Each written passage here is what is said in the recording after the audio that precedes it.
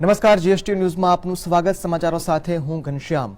વિગતવાર જોઈએ તો એક તરફ 500 અને 2000ની નવી નોટોની અછત છે, તેવામાં બનાસકાંઠાના મુક્તેશ્વર મઠમાં યોજાયેલા એક ડાયરામાં 500 અને 2000ની નોટનો વરસાદ થયો।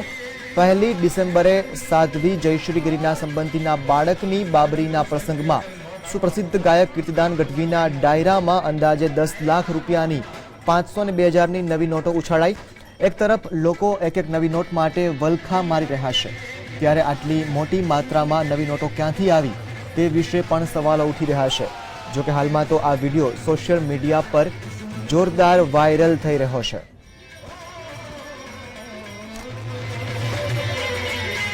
પાંચસો અને 2000ની નવી નોટો એક ડાયરાના કાર્યક્રમમાં ઉછળી।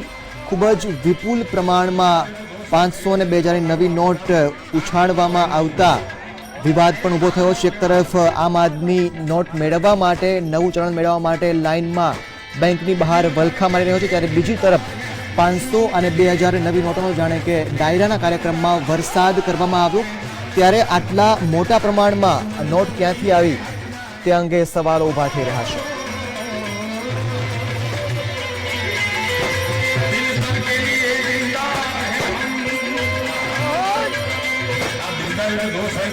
નોટ આખું ગામ 8 કલાક લાઈનમાં ઉભો છે।